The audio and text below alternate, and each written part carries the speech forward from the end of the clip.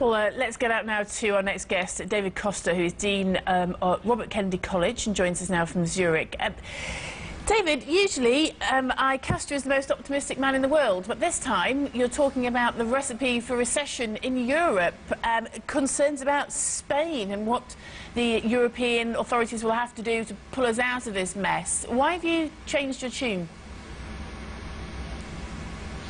Good morning. Well, I still remain optimistic in some parts of the market. I still think there are opportunities in Europe for investors, especially at those very low yields. But at the same time, I'm a bit disappointed by the data of which pretty much clearly shows, beside the PMI, I see a bigger problem, which is the fact that all this money flowing to European banks is not moving, is not going, even between banks, they are not lending. And at the same time, all the data, we have seen mortgage rates increasing in both Portugal, Spain and Italy. And that pretty much creates a situation where the consumer will probably not be the engine for any type of recovery of growth, because we have higher taxes, we have austerity, and at the same time we have increasing mortgage costs. So that, I think, all this suggests that I remain optimistic that we have to be cautious, because there are still some pretty much objective risk ahead.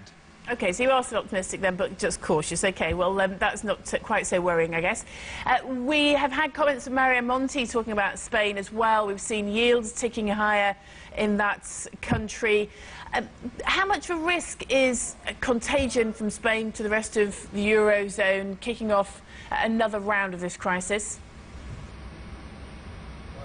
Well, it is difficult to estimate the risk. We have seen now Germany is trying to put more firewalls and there will be more provision. But the situation in Spain is different, because we have really this excess housing situation there. We have this decrease in the price of housing, increased mortgage prices, very, very high unemployment. And that is really pretty much a recipe for recession. I don't see really a way to create growth with all those elements together. In Italy it's different. We didn't have such a strong crisis in the housing sector. We don't have this excess housing. That's very different. So the risk of contagion is still here. I don't see it as high as last year yet, but still we have to be alerted. We have to go into sector or companies which could withstand some sort of second chapter of a crisis.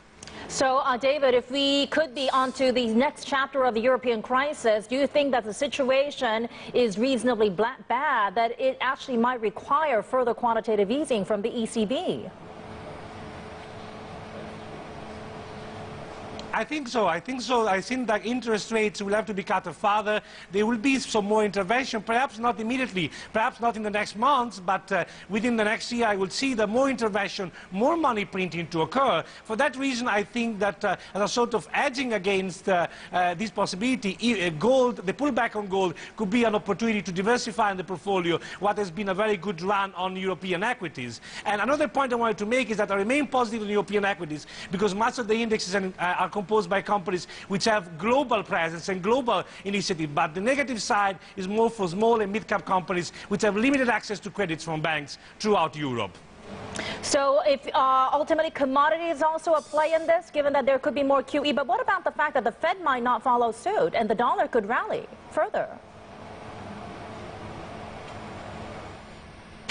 Yes, that's a bit of the problem with commodities, because we have the situation of a stronger dollar which can, of course, impact all the commodities. At the same time, gold isn't rallying at the moment, and in a situation where central banks will continue, in my opinion, to buy this year, gold could be a bit of an exception, and in the short term it could drop even to 2,450. That is, some of the analysts are just saying that, and that I would see more as a buying opportunity to diversify my holdings in the portfolio more than a selling opportunity at this stage. Other commodities might have this negative impact, but on the long run, looking a bit farther, I think the edging through owning commodities will still be there.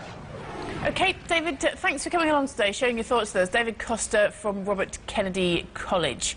So let's get out now to